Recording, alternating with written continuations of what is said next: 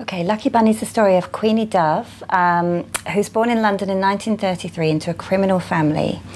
So she's sort of a contemporary Moll Flanders figure, and it follows her life right up to the 60s, all through some major crime events in London, which Queenie is a major player in. And the bit I'm going to read is from a period in her life where she's trained up by some women thieves called the 10 Green Bottles. And she's just a little girl, she's lost her nan, we're in London, and it's just after the war. And the one who makes the biggest impression on Queenie is a woman called Gloria. And this is Queenie narrating. It's Gloria who's the boldest and the best, the one I want to be like. This one day, we were walking along Bond Street and she says, "How about some cucumber sandwiches and a spot of chocolate cake in the Dorchester? Just you and me." After the trip to see Mum last summer, I know she looks out for me somehow. She says it's her job to teach me, as I don't have another woman to do it. Annie is as big as a house now and not coming out with us so much now the baby's nearly due. I haven't heard of the Dorchester, but she takes my silence as a yes and hails us a cab. I watch closely how she does this. She doesn't wave her arm or shout like Annie or Beattie. She just steps a little closer to the curb and tilts her chin. It's a nippy little movement. She stares down the first cab driver who approaches, and then it's just a flicker of her white glove, and the cab stops, and we're climbing inside. She pats the seat beside her, and sort of purrs at the driver. "Park lane, please, the Dorchester." We all like it best up the West End. We're sick of roped-off streets with signs about unexploded bombs, and pubs like the Nag's Head on Whitechapel Road saying, "business as usual," but where the building is flapping open and hanging on by a thread. In the West End, there are tiny purple flowers spilling out of window boxes, and post boxes and telephone boxes gleaming with new paint. As the taxi slides past, I squint a little, making the streets blur into soft putty colours with bright splashes of tomato red. But as we get out and the doorman in his big hat sweeps us in, my mouth feels dry. The height of the ceiling threatens me, dangling the most dangerous-looking chandeliers over us. Gloria smooths a hand over my hair and smiles at a fixed spot over my head, heading for the cloakroom. She hands over her coat, a dark velvet, one she calls tidy, but not her best. And as we wait there, a fat, powdered lady arrives. Gloria steps back and says, "Oh, after you, my dear." And the lady hands her coat to the girl behind the desk, who gives her a button for it, with 26 on it in black numbers. It's a floor-sweeping, silky sable fur, and I see Gloria glance at it. I register her look. I wonder just how out of the blue this little trip was, really. Bending a little, Gloria whispers, "Fat slug." She then straightens up and allows one of the waiters to show us to a table. We walk past the marble columns, the promenade bar, Gloria says, safest place in London during the war. She tells me Churchill had his own suite here. Everywhere is green and gold, full of fronds and gigantic sprays of flowers. Instead of fountains and streams, there's bubbling chatter and the sound of cutlery, chinking and crockery clinking. It's just so big. High ceilings loom over us, and I almost stumble into a statue of a boy holding some golden fruit next to a golden lamp. As we sit down, Gloria notices that I'm trembling. The waiter is hovering, staring right through me. "Relax, Queenie," Gloria whispers. She picks up the menu and flaps herself with it. "My niece and I would like afternoon tea, please," she says. He dips in a sort of bow, picks up our menus and leaves us. Gloria leans in close towards me and mutters, "Just speak in your Margaret Lockwood voice." When I say nothing, she gets out her compact and uses the mirror to see who's sitting behind her. Then she takes the green velvet cushion I'm holding like a shield and puts it firmly on the seat beside me. "You know," she says, "I used to work here." "Did you?" I can hardly believe it.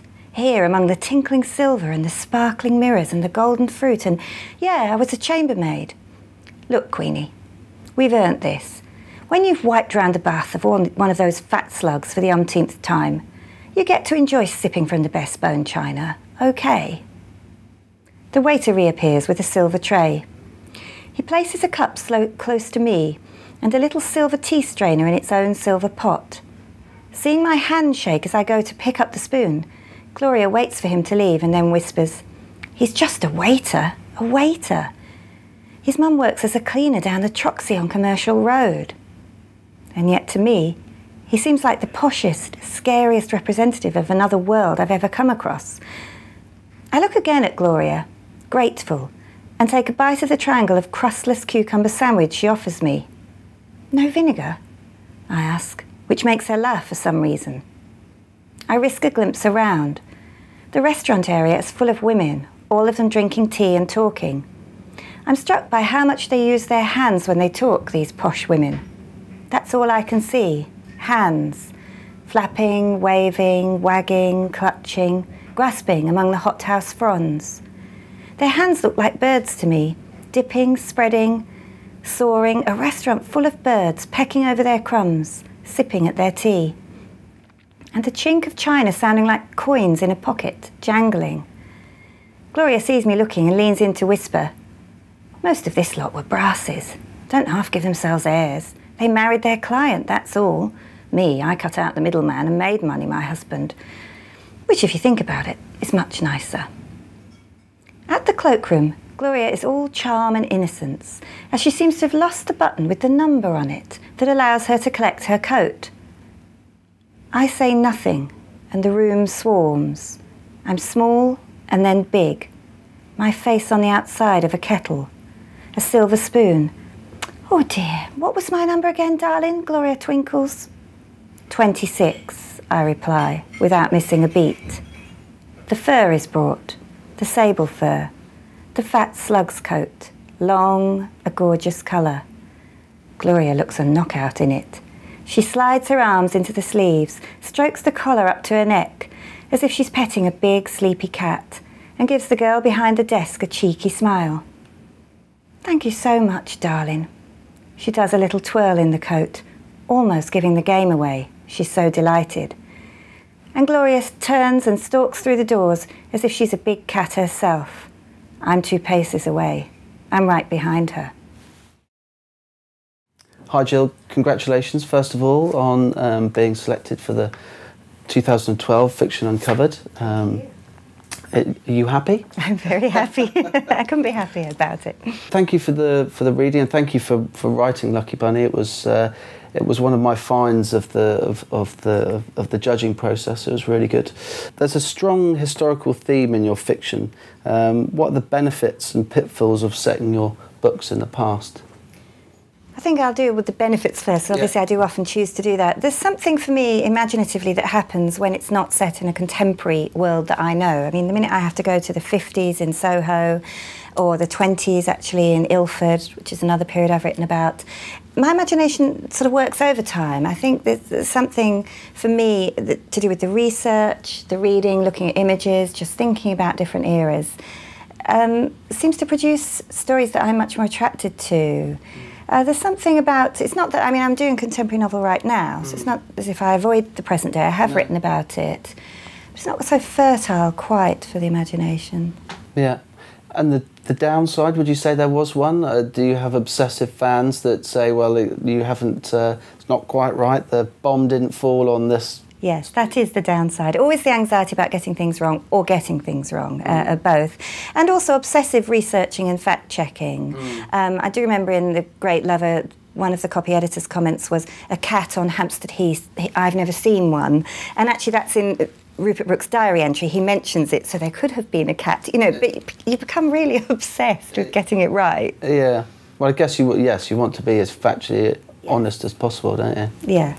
You talked about the research process. Do you enjoy that side of it? Do you enjoy inhabiting that time frame? Yes, I mean, that's the bit I love. I didn't do an English degree. I did American studies, which involved history, literature, art, I can't remember, film, politics. So it was a range of subjects. And I think that setting something in the past allows me to sort of dip into different areas. And I might end up obsessively reading about sort of law to do with the death penalty, let's say, or sort of permits a kind of obsession which most writers probably suffer from to really be indulged. Yeah. There is a downside, which is you can't put all of it in, and you mustn't put all of it in, so you have to jettison a lot of the research. Lucky Bunny you described as a crime novel, but the narrative deals with issues of domestic violence, abuse, homosexuality and the hardship of post-war years. Is it difficult to balance the pace of a crime novel whilst being sensitive to those themes? Yes, it is. I think that how I think of it actually is something of a sort of rogue memoir. It's like a kind of fake, like Moll Flanders or something, a sort of this is my account, only we know it isn't true. Yeah. And we know it isn't true for a number of reasons, because she's sort of a born liar and she admits it, and she does embellish and exaggerate. So I think in that way I was working with the idea that I could keep up the pace, because Queenie herself is quite a storyteller. And she would concentrate on all the exciting episodes and the sort of jewellery heists or the sexy bits.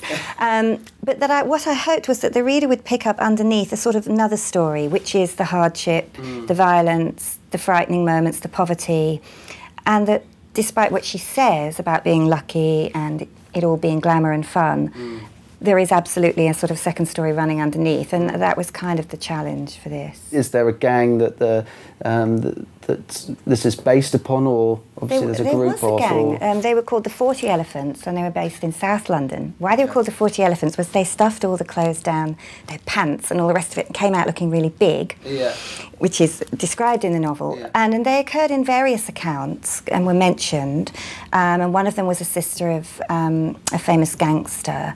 But it was hard to get info, naturally enough. So the 10 green bottles are, a made-up a sort of group of women, but based on that idea that such women did work in gangs in the days when security was very light in new department stores, and it was possible to go shoplifting on an enormous scale and not be found out, it seems.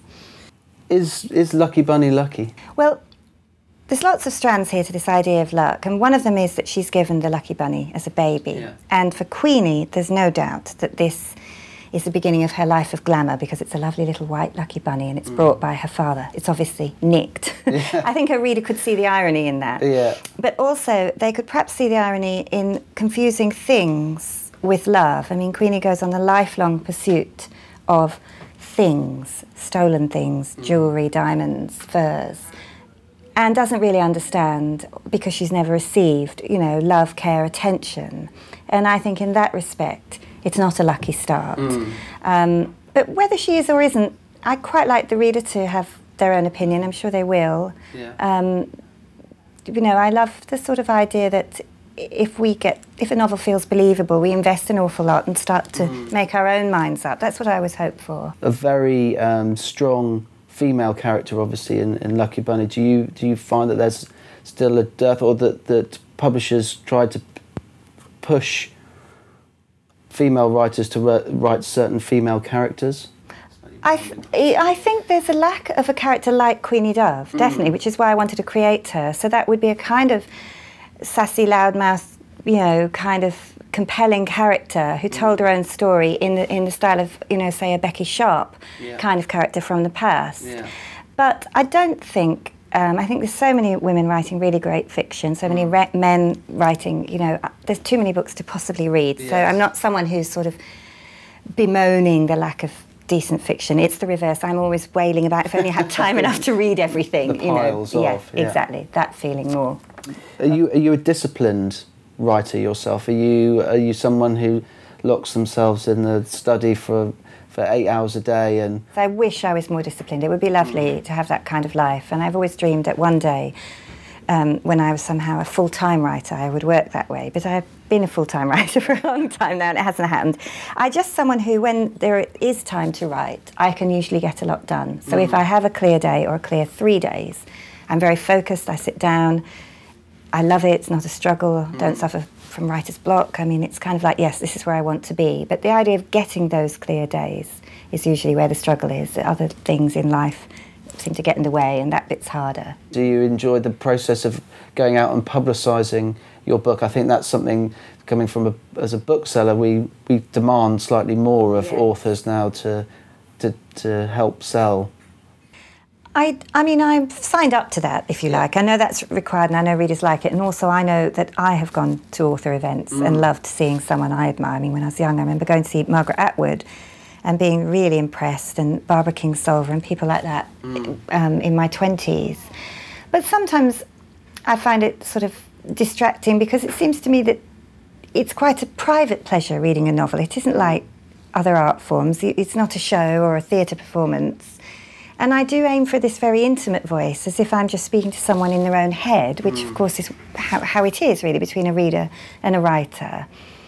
And so sometimes the idea of then having to be a public figure, and to me there's a sort of contradiction there. So I don't mind doing it, but I hope it doesn't sort of... I think there's something about reading a book by someone you don't know at all and just being lost in it, really, and know nothing about even. Would you like to see it adapted into... Well... did you have some news? Is there a scoop Yes, here I was just going to say, the BBC has optioned it, and I did meet the screenwriter, which was very exciting. When they said to me, who could I imagine playing Queenie Dove, I mean, my mind did completely go blank, because to me she's very real. There isn't an actor who looks like her. It's that vivid to me, and I think then for authors it is a strange experience. It's probably a very exciting and nice one if it works well. Yeah. But for me, they already sort of live and breathe and move about. Bobby's very real, the Gloria is, Nan, they're all people that sort of populate my mind. Not so much now, I've finished it, but when I was working on it, I think that's what happened. Yeah. That would be great to see. Oh, good. Well, I would like it. I'm still hoping, yeah. Yeah.